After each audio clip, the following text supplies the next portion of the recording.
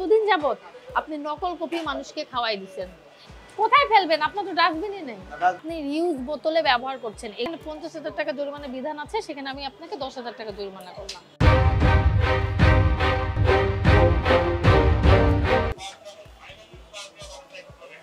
এটা একটু সামনে নিয়েন। হ্যাঁ, কি প্রতিষ্ঠানের ওই যে এই জিনিসটা যে করেন, এই জিনিসটা আসলে কি? এটা বুড়ানি। বুড়ানি, কিন্তু আপনার এটা তো আপনি নিজেরা বানান, কিন্তু এটা তো আপনার রিউজ বোতল। আরেকটা বিষয়টা হচ্ছে আপনার এটা তো ধরেন যে মেয়াদ নাই, কোনো কিছু নাই, আপনি বোতলে ব্যবহার করছেন না। সরি ম্যাডাম, আমাদের কিন্তু আমাদের স্টিকার আছে, কিন্তু আপনার এখানে তো আমি পাইনি। পেয়েছি কি? পাইনি।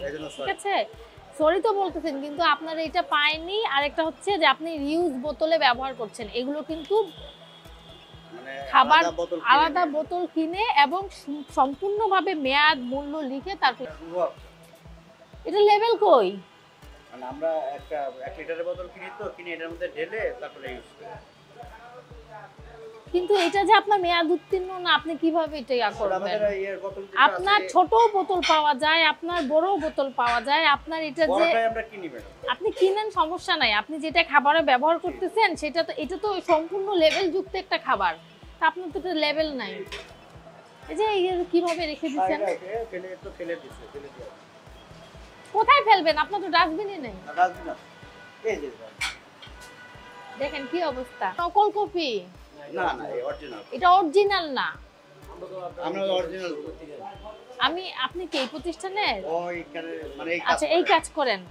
এই যে নেসলে কোম্পানি আছে না, নেসলে কোম্পানি নিজেরাই আমাদের কাছে অভিযোগ করছিল যে এটা হচ্ছে নকল একটা কফি। এটা চেনার উপায় কি? এখানে আমদানিকারকের স্টিকার আছে, এখানে কোনো কিছু আছে? এত কিছু দেখে কিনি না তো। নেসলে কোম্পানি নিজেরাই বলছে যে এটা এতদিন যাবত আপনি নকল কফি মানুষকে খাওয়াই দিচ্ছেন। এটা নিয়ে আমরা অনেক অভিযান করছি।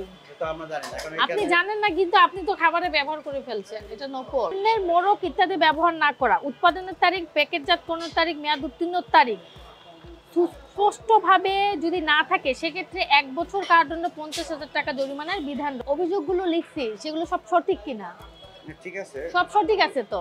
মানে আমি যেগুলো লিখছি যে আপনার এখানে নকল কফি দিয়ে আপনার খাবার তৈরি করা হচ্ছে। দ্বিতীয়ত হচ্ছে যে আপনার বুড়ানিটা, আচ্ছা জানা নাই, ঠিক আছে, কিন্তু আমি তো পেয়েছি। হ্যাঁ, আমি লিখেছি।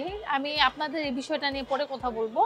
বুড়ানিটা যেভাবে আপনারা সংরক্ষণ করছেন সেটা স্বাস্থ্যসম্মত না, কারণ এটা পানির বোতলে, যেটা হচ্ছে ওয়ান টাইম ইউজের ক্ষেত্রে এক্সট্রা বোতল কিনবেন। ওইখানে যেমন আপনি দই সংরক্ষণ করছেন না, এক্সট্রা কিনছেন, সমস্ত সুন্দর লেবেল দিয়েছেন, ঠিক একইভাবে আপনাকে লেবেল দিয়ে ভালো বোতলে, পরিষ্কার বোতলে বুড়ানি সংরক্ষণ করতে হবে। আরেকটা তৃতীয়ত হচ্ছে যেটা আপনি রুয়াবজা খাবারে ব্যবহার করছেন, ওইখানে কিন্তু কোনো মেয়াদ, কোনো কিছুই নাই। কারণ রুয়াবজা এমন একটা প্রোডাক্ট, ওটা সরাসরি ব্যবহার করা হয়। আপনি বলছেন মেয়াদ আছে, কিন্তু ওইখানে কিন্তু কোনো লেবেল নাই। ঠিক আছে, এটা তো আপনার বাসা না, এটা প্রতিষ্ঠান। যে কোনো মুহূর্তে আপনার অভিযান হবে, সেজন্য আপনাদেরকে সবসময় সব জিনিস সতর্ক থাকতে হবে। ঠিক আছে, আমি কিন্তু এই ধারায় দিলাম না খাদ্য পণ্যের নিষিদ্ধ দ্রব্যের মিশ্রণ, যেহেতু আপনি এটা জানেন না। ঠিক আছে, এটা সংশোধন করে নেবেন। আপনাকে আমি শুধু বুড়ানির জন্য যেখানে 50,000 টাকা জরিমানা বিধান আছে, সেখানে আমি আপনাকে 10,000 টাকা জরিমানা করলাম।